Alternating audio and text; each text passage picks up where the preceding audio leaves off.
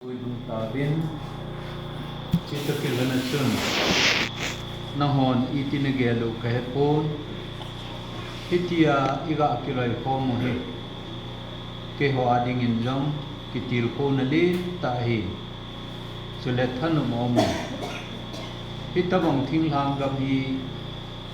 hitabong program hinahon na hingo na ba nihin ko lo hi hanlang hilet kimomo lo ding ahi ay wangin nahon program na hingo na ba keho jong ngay lu na ni ta de sana nihin ne yuwa nihin ko wa tunil ha jong ni thum sunga ikiloi khom na sai the dinga im na sunga bahin gambi sunga pate lamkai ho menwa committee ho hi sule pate ho jo si nahi bin na chung chi nuwa pakai minin ki patu kan phonge chujong le chi chung chunin tunil hain jong punsil hoi tata jong ni piwin sumla pa jong ni piwin ne letsa lumna to na ya kai lung hayum ta le ngai lum ta ne bol nau hi amana tamin ki pa omin na thil pha bolu pakai la chate chunga na bolu hi pathinin na het piu han lang KBC gamdi number somni pate kiloi khom na jong tang lovin pa pathinin phathina bo jing taw han chichu hintin tunil a achai na pina seidinga ka good he hile min atu tua kya ding hi ti hi thupi na namango hiti sule bible sang sim dinga ku jong chu iso pi pa ve na hin sim do ta avelin hin sim ta pung kate bible in jong aseyin e hon jong nitin la phatina ito jin chui pi hamitia hele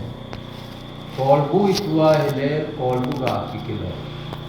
sang mai tu la sang mai ga kilo sang itu la sang ga kilo e mani tu bang si na hi aga kilo su ke ti hi si ngai lu kinil na bin he su ke lu bin pi bang nge ye chun pen ku te ho tagaw la ma yo minatu tu ki ati hi ta salam yo minatu tu ki ati hi Adil le kabul ihlu sai ye chun cha ko na yo dunia iga ki il kom de ba kade thil so ni aponin holim na kane no mine khan na chai le America ga mahin pasal sa pangneo sakhat tui khang len panga ner dila kichip nai ama hi ner dila hin anui lang hi bon ho hi ji chun atha dhum tai kitin pichal hadum pa hi amini pi hamitia hele Winston Churchill British the prime minister hung hi pa chu anahi aneu laya chu tui khang len panga kichip na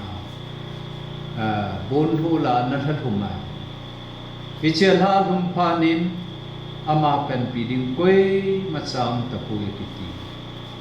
langkha da kela sunai le langkha na o langkha da sun le langkha na o hung do thi tamong mong loi chilai ta hin gala pangin sapang chum khan ne hin ama chu ko hamitia hele Alexander Flame kitipahin agal mu ekiti yesun ahingal mu phane na mayo ahungin Winston Churchill kitipahi bonho hal harum chu akunin namenin aga kaida inahi aga kaida aga hudo phanin Winston Churchill kitipahin nilhai na pa ko ma chune report about tan tunin hitabang thili ka chunga suine Thiring gin muna kom lai tai Alexander Flame kiti kani ihum kai to in ihum hu doi nahi ti hi pa ko ma report bol ta ne ichuna pa yong hi akipa be se jing ta ye chuna man yong Alexander Flame hi aga hold of ta aga hold of panin amana pa ko nahi tunin natsapa Alexander Fleming katsapa Winston Churchill kitipahi athiring sa onlo la halongding sa aman anahuda nahi kakipa be sejing nahi hichije chon thil phabol men hikin yo kakipa na jalin thil khat ka bol no men ipi na bol pe ulam na lungo thai de ipi na bol pe ulam na kipa di bem tin apa adong ta ne in la pa na don gun na chun I macha mai po I macha ka mai cha po kachapa in na chapa ahin hu do chu a bol ding along aki bol hi hichiya chi imani bol ko mai po ati ai wala mana sei ki ne nei po na sei se di nai hijing han lang hi jong le I pi ham khat kin jong ka bol wala ka ki pa nei cham kim lo ding thil khat ve hi na chungwa thil phani bol 17 taw ki ni chipanin Alexander Flame pan ipia don bunam chutia hi mong dinga hele ke ma hi mi wai sa gen thi kai kachapa le kha kasim sa nomen ai wang kasim sa jo lo hi phana sa dinga hele kachapa le kasim na sponsor ni bol pinati ta nei chipanin naman nom apai I chen yong le asim chen wana pena sim nga chana chu alu jo sikin kapu do ding heti kitin na ne ta ne ye chun Alexander Fleming jong sapang neu chahia penin le kha hin simin achai na pini na mahi medical doctor hita medical doctor hin chai ta abani ni piso kinamitia hele aman medical doctor hung hi zo hin piche Winston Churchill kitipahi British de prime minister nahita ahi wangin la prime minister hi wangin ama hin na khana neta piche nen na chui tiam ile TB nen nahin aneta ne tulaya hi TB nen na kiti hi imatsa ki gel talo hi aji sadam do umeta Pichipala ya chu TB titing le cancer for space langi hoto ren khanano thite te dinga minane gel phangai chu ai le cha hi prime minister pa hi TB ya thiringa phana hi piche Alexander Flame ama hi EP kabola hi le ama hi kahu do thi dingam ti akisalal kitane IPJ na mitile apai kema kane wakana lekha hin simsa tunia hi amawin sunjala ke medical doctor hum hi kahi achutia lekin janga mau chunga hi IP ham khat be hi thilpha ka bola damlo pa hi IP ka bola kahu do the ham ti lungna chang tanagel ta ne Pichiwage jingla jin alum thima hum kilang khatsu pathini nanga in pi ti penicillin kiti hi amana in simta penicillin in sim chai phanin pichi penicillin a chu ama hi Winston Churchill kiti pa ahin jane ahin jana hela ama yong chu ti ben na pone na hundam do ta akiti pichi thusim hi Izil do di wa kade chi pi hamiti ai minatu tuwa ki ading hi atipa hi Alexander Fleming amuchi tu ga chu athil phabol ga chu akilo nahi iplo am athiring khat akhuna ga mena aga kai do aga hu do je chu tuni ama medical doctor hum hita nahi pichi athil phabo amuchi tu ga chu amana kilo ta ti kanna kasino abanin Winston Churchill apain thilpha atuga chui piamitia Alexander Flame lekha hin simsa medical doctor chana hin sim do sahi ama thilpha mi sunga muchi tu choi kin hiche muchi tu ga choi lai mana lom tia hele achapa Winston Churchill tibia thiring pa chu medical doctor pa na hin do kin nahi ani ni han chun thilpha bol han chu aga kilo so ke han ti hichi thusima pun chu nakim nei hichi ye chun tu ni hin pa te ho ibon sawa e ho jam hi muchi tu tabama ikigel di kadin I tabang muchi na tu no mam tu nil ha hin kigelin na tu ga chu na tu chu ni khan na te ding hi aji chu bible na se ani channa ka sinong ki chi tiam tia international company khan hi manager khat hi aw pichi manager pu hin ama pension na ding hong thing ta pension hong ni ding ta ji chuna kum ding ta ding ji chun ama khela manager a pong ding hi pichi company manager in su mi hin hol ka koi ho hin hol mitia hele anuya to hom pi ho chu picho si sila chu khat landing ti bu ta I tabanga hin lana mitia hele ama ho si chain ko pom ta anuya na tong si tunin ngai ju be kema manager kahi nahi kakuma hingta pension hiding kai ta kema khela manager a pong ding hi nam hola ko na ka pe ni ka than no ni hichi chun tuni hin thei mu khat che ka pe diu hichi thei mu hi nang ma in chia na hin tu so kai ding mo chule tunwa ke ro tan te ado hoi tan te kain ti phan le na muchi tu pau hi ahi na bong bonga na hin sai ki di pesinitin sulekin thei mu na tu pau hi ka vet ding alike ala hoi pin chu ka khela manager ka than ding hi atine pechena ma thano tain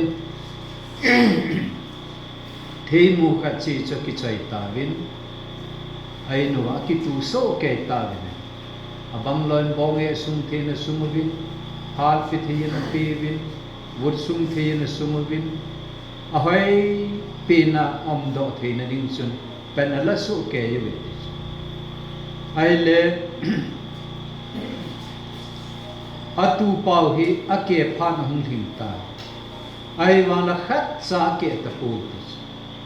ake lu phanin manager hiding sula no movin ai wala themu tu la khat sa ke ta pu manager pa se dung lu ya chu ama hoi manager ding a chu qualify khat sa ta pichi chun manager pan thi te na ding themu chu malakin win atu atabang bang themu cha tu kitabe ala tuwa la hum ke do so ke ta ahin la Bill Gates kitipa muchi wang themu tu wang he ke talo hi ahin ama he akelu wang chun themu dang gala atu kidim so bopu ne aile manager pu tun na themu tu alike su bon san hin soi ta win ka weting ni ala mama muchi tu cho enjoy so ke ta hin la Bill Gates kitipa wang he alike choi ding sani hin la manager pu na pi themu pa chu ake lo pa chu abang bong in enjoy ta aloi ho chagana ile aji don hoi ta in hong don ta avel la ochama ma jingin dunia wang hi ke kaloi ka gola jum le ja thu di kai ta alo hing lo pa chu kai ding ai ta tin ki sung lal ta le kinem lan ta no aloi hoi om chuna ven wa hi le ama cho noi si wa ta iti yong la tunia hi ke hola khat pen ni manager ki handing kai ta viti ama ho kinet na ain la hin vena lan soi pom wa vet phanin manager pu na se ta nahi tunin ke ma khela manager a pom ding su nala wa manager phata ding su ka kim ta koya hin dhanam itia hele theimu atua ke lowa amu bong bonga hinum soi pa chu ama khera manager in koi ta dang ho si chun ipia ho ka mitia ken theimu ka pi bon cha ka ho mina ka ho pi nei amin sa chu itia no na tu ke theiba no loi mizo mi phalo nei din mi kita lo nei din Bill Gates kiti pa bang hi mi kita hi ya chu ama hi ke khela manager pom ding hi yati ake lo pa Bill Gates chu manager in ahin pensa ta akiti ichiwa ko nai ho ni jil do di ba de yung si pian ti le pa te ho kase bangin muchi tu hi ve ita bang muchi na tu di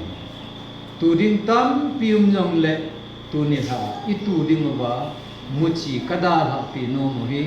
kita na muchi tu te ti pakai mina ka ti no mo hi ihin kho ga hin kita ta ni kho ma pathin ma sangading in jong kita uhti mihe ma sangading in jong kita uhti in nei pi ma sangading in jong kita uhti isa te ma sangading in jong kita uhti ti hi ka sei no wano yahin satani mihe ma de dia pa te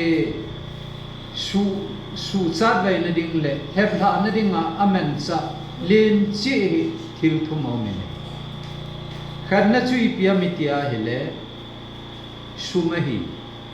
sumla paya hin ho hi pui mang ding pathin ta su gam la ding hichi satan na to na len ta khale sumla pai ta ki khan thei koi macha ki um ahi wangin sumla paya kita na nei ta hin komang kiti avelu le nahi nikhal le hiche kita na puchi pa hi pathin na ga lo sa ding hi pathin thang ba man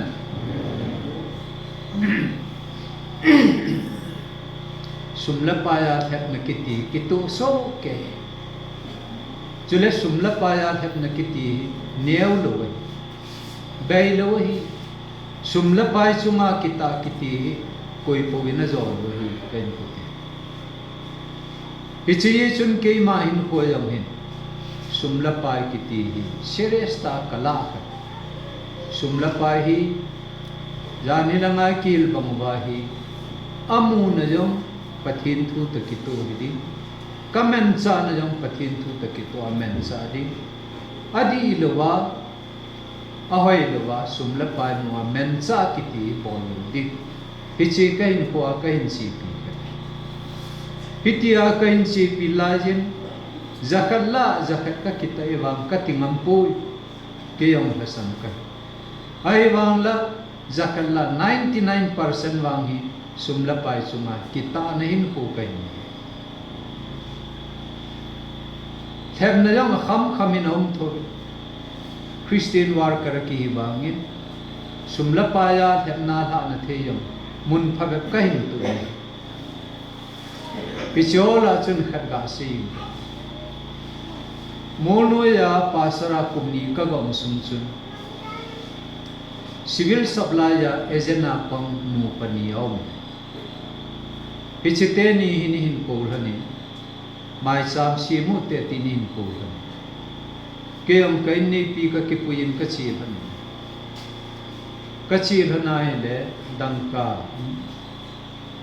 sami no tha le khani ain la mai sam hin si tau kom na kani yu tau kom na kani sai chun mai cha sami no chu 80 apata pichichu akho ku ahin la abana in bol ki chi pi hamitia hai pasar ko soma khat hi hoina pi ding kani hin la hoina pi yong le pathin khachate ho amen tho tho pichi chun hoya pi yong le pathin khachate a hi tuni hin hoina ka pi khelin nang na pi ngitia kain ko we atia sang ni not bandar ka chi pichilai ta chi gana hi sang ni not bandar ka chi ja nesu ke yu lak lam hita ai le la yong len kun yong ase yong ati di yong mia ka bu yong hilo aphamo yong hilo ahi wang ka kila hila chun bai lam ta lak kani hin la hichilai ta hi kain kutte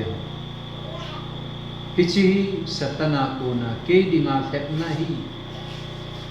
amani nu pa chun pakai hacha kariya e lung sit lana e ngai lu thana na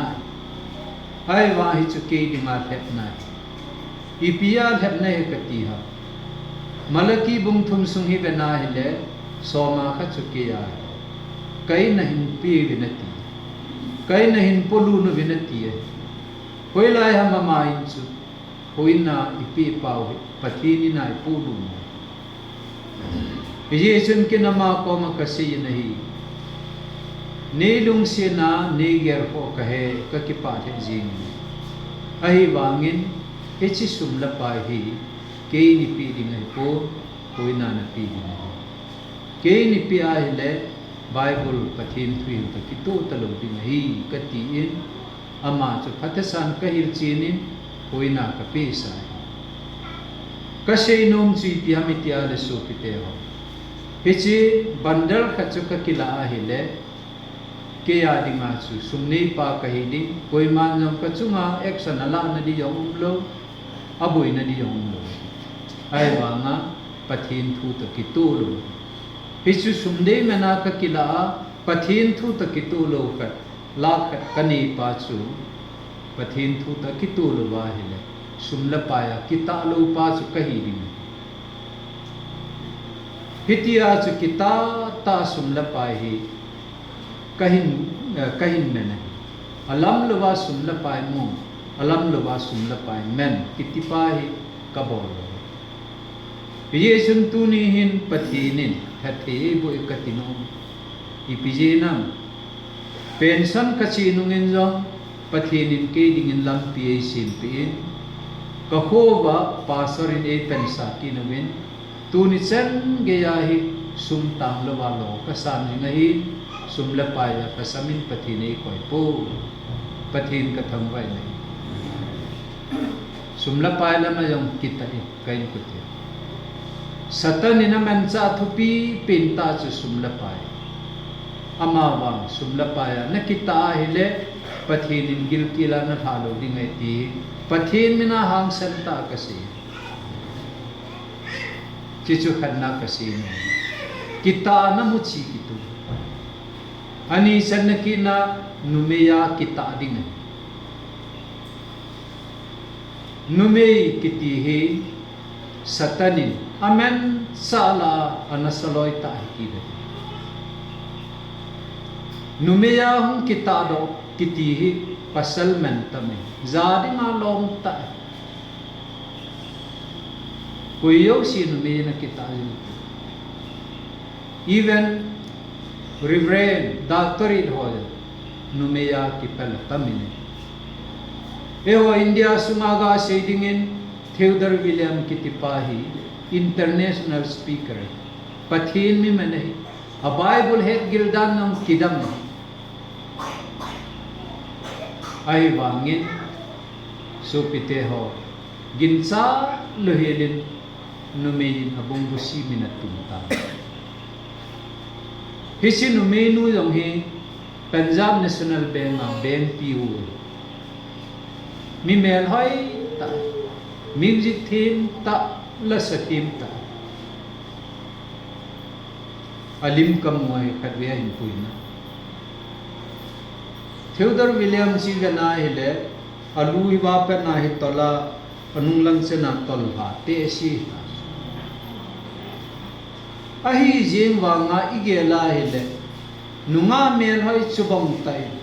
te si kha zon pi dinga agel thei pa yong su thil kidam khana ka ge achutia hele numela mahin koi ma graduate akim koi ti nei hiya chu lekhala ma mi graduate hi thein thil dang dang mi graduate hi thein numela ma ba ke graduate ka sai tai ti ding koi ma kim pu tu chunga kem perhola ate pin pinakum tam pin pin pa te ho yan hi ki ko do hen lang hilaya in bench na kito sa an la amasang bahin nunga mel hai ta kidin saan lang kivet sale adi muwin kuru atina lai numeya graduate sai ki umlo hiya chu ke mi ping tha kahita ai lowale ke pathi mi kahi ke pasar kahi ke evangelist kahi ke jine kahita ke chani kahita numeya graduate kahita tiding koi makim lo ama bang numeya ko na kivendo theina dinga kita na dinga papinta chu amun la phana kivendo amun la pha oddo kitipahi athu pipi nahi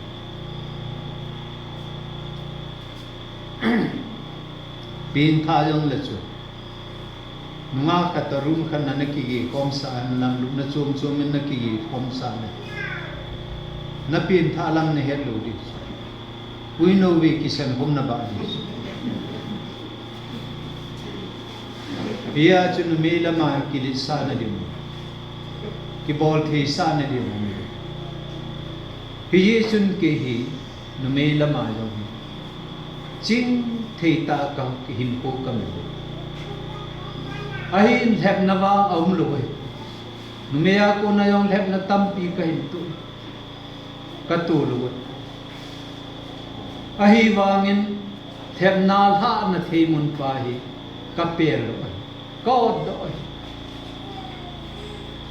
loi ho ko ma yang tu chungin ka si naga gal lai ta 1993 ko ilaya chu UP Dehradun na BD ka simlai aile mawa mi ke kai ha lai ta chu summer vacation suti ka kilata ilai selai ta chu in langa ka hunding ke ho association Chongtho Baptist Association na nunga kha BTS training board ken BD ka ji ama chu to ungki hongi ai lama hin asi ne heu len na chi ti wan le na chi ti kin sum ka nei ko na nei lo yang bilung kham kin ka nei na ke sum mang ta ti atikin aji chu lam khana noi langai chia hele thi na bang to len ke chu ji nei lo kai ka boi ko nang ji nei chani nahi to siri tu a hele nang dinga kho zoi di chu Japanin kinyo len na ticket hi achuti se panin ticket ga ven kati kachin ka ga do ticket counter a chu ka do a hele a phat chat chana chu len na chu available len na chi the na ring san san ahi wangin ama ko ma chun jo ka se ta ai ba kilo ding ham pathina na su nui la na chi ta ti aji chu len na ticket a full ta ipia ka se ha aji chu len na chu ka chi ran dinga le bahut ya ka na Imphal chan kaung len Dehradun na pa na kahung da fandi zan khahi bahut ya ka gi pa ham na ai le nunga khat to pa khat ki ke hana hotel la nunga khat ta hung di pa akiti ding pa hi thi ta ke banga ka ge le ai pi su ki bol hi na beta ai wa ma min hotel la jan kan hung gi pa rane ati ding chu gin mo ki kai le ya chu kan nuk lo pi chi sa nga chu mi khanin nu me khat te gin mo sa ngin ka thi le thi ta mi ti chu ka han zo ya chu nui la nga ba sa ka mau ong ki pha wang chu na no po da do yom ka da do ta po kum yom ka kum ta po idit chu huai ka ai wala pathin lung sin ja le ichini chun ba su nga chek ki ti yom ong po pathin ran dam selin in kom pu pathin ka thang vai nei chule ken pathin na ka in to til la 1982 la nga hi ipiti dia chen pha ti dia ipiti dia ham ka sei thi ichi namun tinahi e jana pong bohon mehon chaom lumna si ija kai chu nupi nunga ngen chu ama ho he ni pi se bang hoi pu nalal ding hi lumin najaning na so ning na ken so ite chi chu zong e wadung bong in chu chi namun tin ti chama ho chun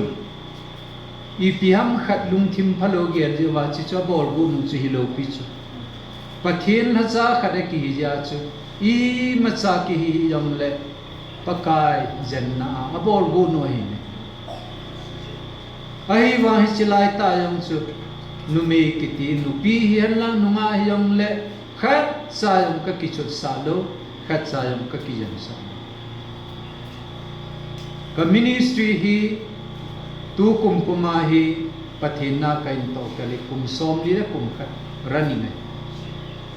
kum som ni la kum khat sunga hi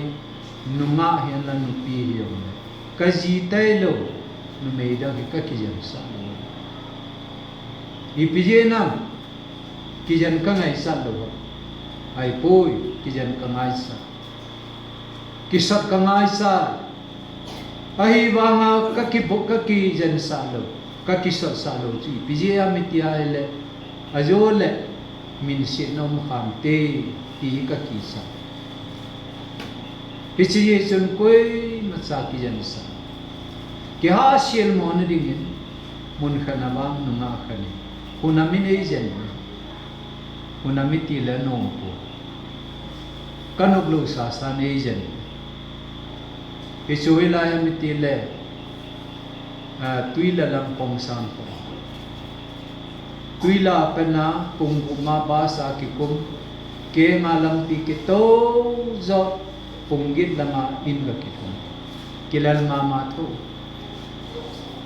silai ta hin pasar pa san nu ma ka nom ama hin kajan di wa he tin hong la ya phe a hin pa ne ke ho chumi thum kai hoi po sum ko hoi po tham jang ke ka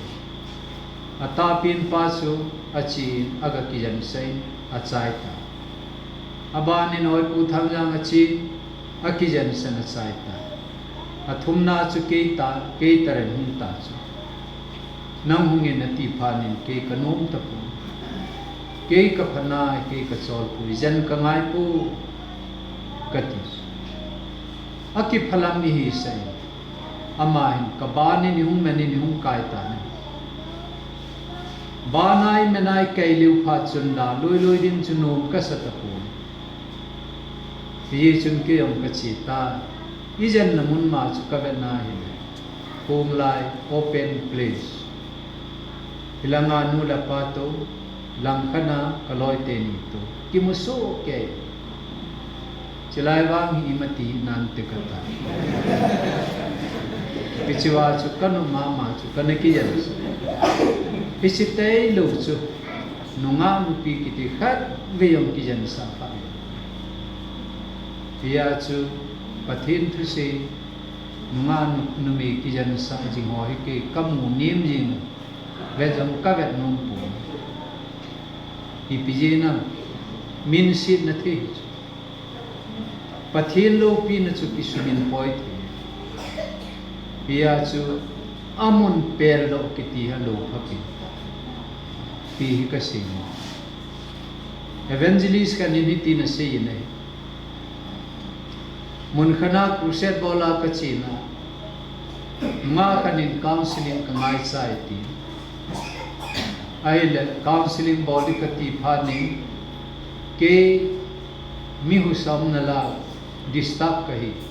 point tam lang gampi phung sam no ya kun ki ho hi te ti na ken yam ka juita gampi noi phung sam no ya chu ka to lam ne anoi lang lampi gamla thim ta kanen lampi on jesu che to amukim mi akim mo siwam hi disturb ka he atiki noi langa phaile bo kun ke ho hi te atiki ne ti chu ken yam ka jui kitta phaile bu ka tunan phan ka ke ho bolai ta na ma he nunga nu hinan sei ta ti heo ka ngai ba le ti in mong ko ye ti pichun ke yam ka dung hangin ka chil ka se kun phei satan ka ko ma kun che ra ka ti ka hung ja me ta ai na di ba ke wang su ka ha ta san lo I pije na mitile counseling kiti su gamla anu mei khatto chang se anu mei chang khatto gamla hoin tam lang gampi phung cham noya ajo na kana adi lo ki pene ta ka na in sung hiding kot ke hong kit na lai ding mi na mu the mun hiding counseling mun agam pi phung cham noi bo na kho ja tai kita phaile bu langa ajui be kit na la ya la lung la me ka ti ya chu kachil ka sir kumin kaung jam ta ti ju ki kata asan lo ayong le chilam chu chu ti ta kasi nung thu pi pin chu su pi te satanin pasala dinga men cha thu pi pi pasalin ko su siat na dinga amen cha thu pi pin phang chu nu me e ti kasi ya chu tu lai de de hi I khon wai ki chayo smartphone pa yo hi satanin ha ta men cha ta isi mobile phone a ko na nupi le gol lam ki de ijan mita chule upal nunga ki de ijan mita picha ko na mun khana ki tim to a hin ko khalo mang ijan mita adim ado a mehta ke he se yong thame ta ko pichi ye chuni khun bai ki che mobile jo pathin ko na tam nen han do tin mang chau ti achuti lawa hele pichi hi nume ho ta ki ka palaya hum pong kin na lai din nume ho ta ki ka satan nai lama hin men sa ki din la ji ye chun nume lama ki ta ma ji ti hani san na ka si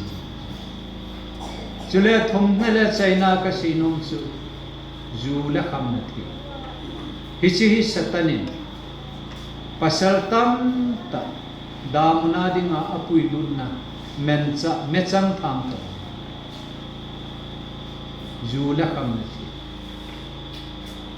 zu la kham na thi ti ting hele Leviticus bung som chang ko na pui benai zu hi han lam kham na the dang dang hi yong le don hi hi lu achuti lawa hele nathi lo te di mo hi hiche khanga chonna na nei pe di mo hi kham na the wala alu cham chu zu hi ne zu ti lo kham na the dang tam ti in na lai hiche ye chun kham na the ti ting le beri yong ho mi khaini yong ho mi raja yong ho mi chule number 4 yong ho mi chule kani yong ho mi kanja yong ho mi picho yo si hi abon cha kham na thi ki ti ho hi ko ga ko le hi chi ho hi bol hi ne le cha ki ta ma ji ne kai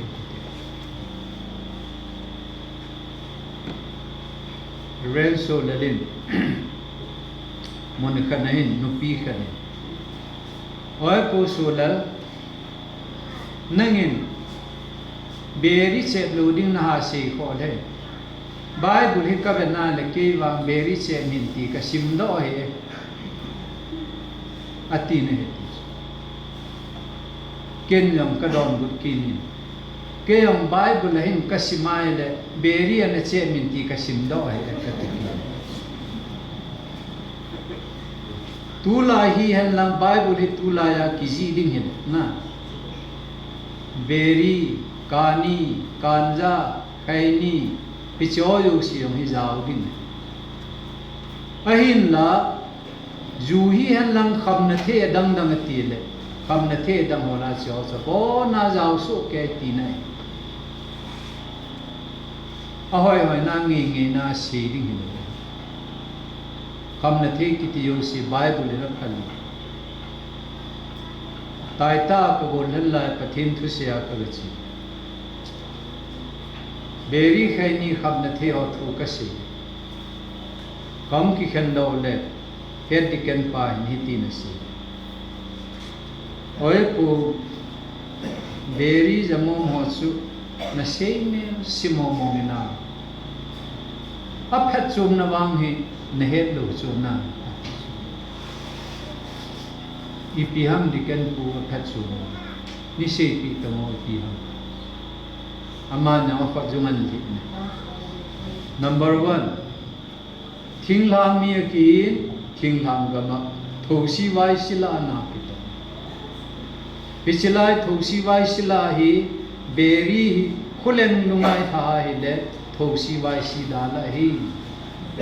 apachum na number 1 ani na mihim kiti hi lum kham lo lum dong lo bina kim ilung don lai ta ilung kham lai ta le beri hi ihala kolem lungai che mai le ilung mo nga hi apha chum na ni athum na se ki chi pya mitya hele gol ho ding le nunga ho ding a jom kilung he na ding a phata hi nunga na de te chu a he lin na chi ta nunga nu chu ni pian bol le mitya hele za hin ji lin tin hin ha lin tin na hin pi din na hin pi ting le na mer chi ding chi pia mi tia ele am langa ku na hin da ya na hin pi a ele heo tu tu jong le chun nang ding in ho om ta ku ama ba beri so hin hala a che na langa ku na hin da ya ele heo ka ngai ji so ta to win ti na hi pichi beri che phat chum dan het dikan khani ihile mi ho lam kai khani hilin ta ke hoi ta ka kichin kalung thima wang sun na lim lim to na phat chum pi ho ta na ki bong gat sim chia gi yang ho ma kon join fellowship bol ki lin thu sei ni ko pathin thu ka sei lai ta thin nei thu ka sei ki anung langa hol nung langa hin hausa pun san ki sim ka tu a kho na hin tu mi oya anti ke yam pitai mo hausa pu ka ga ti pai ai thele dumom jamom beri kiti hoi sei da taute aphalo mongai lipi khoten pathinin ni khothaliu livin sim hi inte ainte ichun kenyam kadon hausapu pathin thil sim jo si hi mihi ma dinga pha hi su ke ding le phakai lom khar ko na sa nin lang nilhale nazina sate ta lupna na ne tamo chỉ có sĩ phát cho mong cang sa na tu hết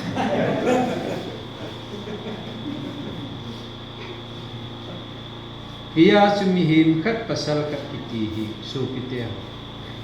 pathin wang bu chang nge tia hi pathin chunga lum thai mai ani sanakin mi him te min mua lung hai na i hi ama mikita hi ama numei sunga kitai ne la don chung sang kitai sumla pai sunga kitai pathin in don lawana koi lugin Hicina kita naga hi nikhel le pathina ga na lo sa te di ngai ti pakai mina kasina mai hichan sui han lang pathini na thui sei lo kham kham ibon sa vadinin pathi bo ta hen